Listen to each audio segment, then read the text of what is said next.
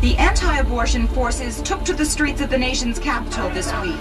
It was their way of protesting the 7th anniversary of the Supreme Court ruling, which declared abortion legal in the U.S.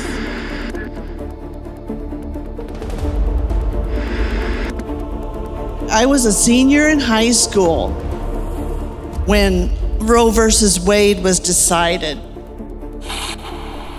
First in number 7018, Roe against Wade. I never really thought I would see Roe versus Wade overturned in my lifetime, but here I am, and it has happened.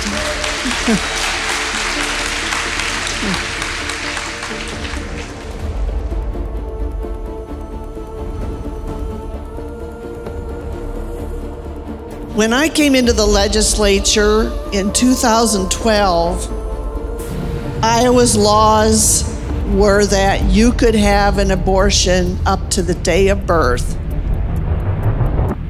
And the abortion industry was subsidized by state taxpayer money.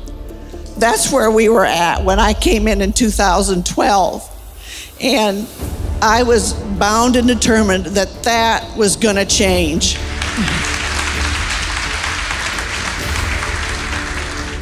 The pro-choice movement does a really great job capitalizing on the fact that young girls and women have big dreams and big goals.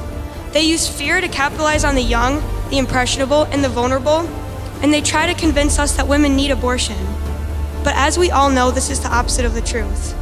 I now know that it is offensive to suggest that women need abortion. I now have learned how to truly love and empower women, both born and preborn, and that is by being pro-life.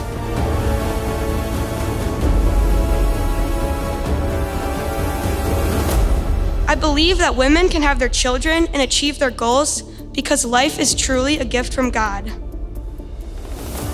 And these lies that I once believed are why I am now determined more than ever to stand up and fight for life and fight for women to know the truth.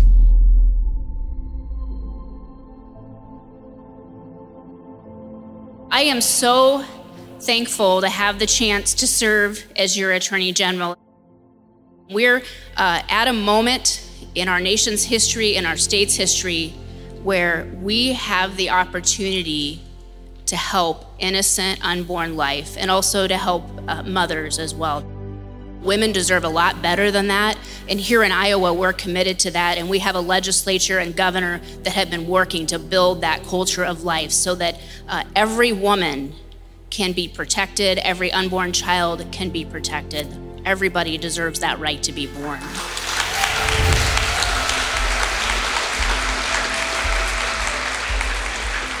Proverbs 3:8-9 says, "Speak up for those who cannot speak for themselves. Ensure justice for those that are being crushed. Yes, speak up for the poor and the helpless and see that they get justice." I want to speak for those who need justice today. I'm a woman who has been so profoundly hurt by abortion. I had 3 abortions when I was in my teens and early 20s. And the damage that it did to my uterus and my tubes caused infertility and ultimately a hysterectomy. That choice changed my life forever. The abortions destroyed so much in my life. I killed the only children that I would ever bear. I wonder how many grandchildren I should have today.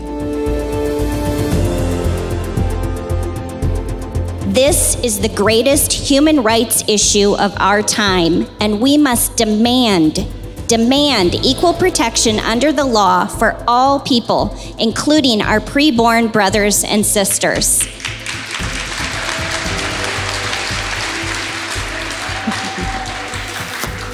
Those under 50 have never known anything but federal abortion law on demand for any reason for all 9 months of pregnancies. Others never thought we would see the day that Roe v. Wade was overturned. But because of all of you, your endless prayers, your blood, sweat, and tears, and your resolve to keep pressing, that we are here today, and we can celebrate the end of one of the most devastating court rulings in the history of America.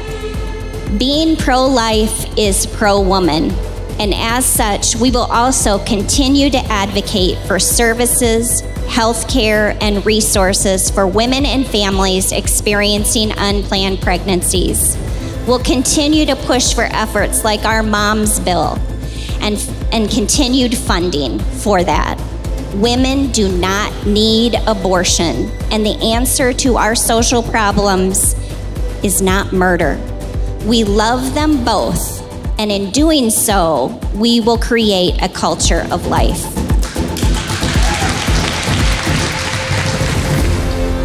Keep praying. Keep educating yourself on this issue, and keep having conversations and advocating for the most vulnerable, the most innocent of human life, the unborn in the womb. Thank you.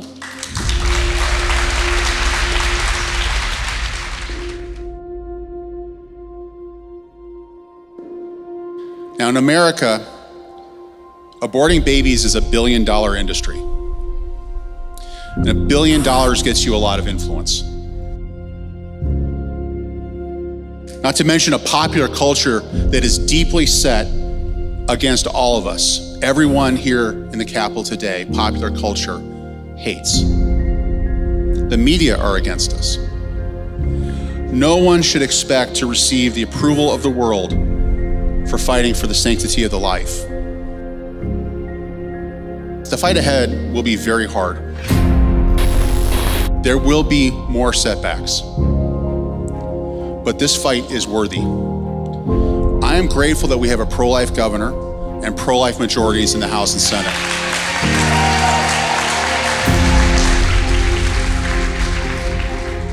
Through hard work and prayer, we can accomplish the protection of life. Thank you for being here. Thank you so much.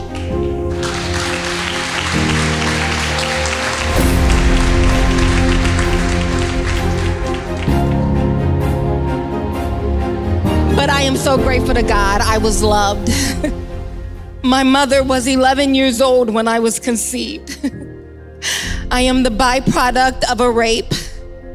My father was 21 years old, but I'm so grateful.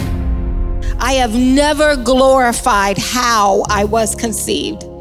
My mother was young, and she continues to suffer from the harm that was inflicted upon her by my father. But aborting me would not have corrected the wrong that was done to my mother. Aborting me would have made sure there was no one there now to catch my mother at her weakest because of a harm that was done to her before I was conceived. So I'm very grateful to God. You know, there are many on the left who would try to tell us that abortions are clean. There is nothing clean about an abortion. There is nothing victimless about an abortion. Someone always dies.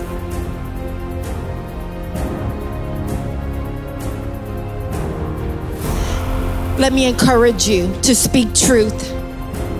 Speak truth, even to a generation that believes they don't want to hear it. There are so many little Kathy Jeans like me that deserve an opportunity to live. Do your part. Continue to fight. When they tell you to shut up, scream. That is a life, and that life has every right to be born. Thank you so much for hearing my story. Tell others.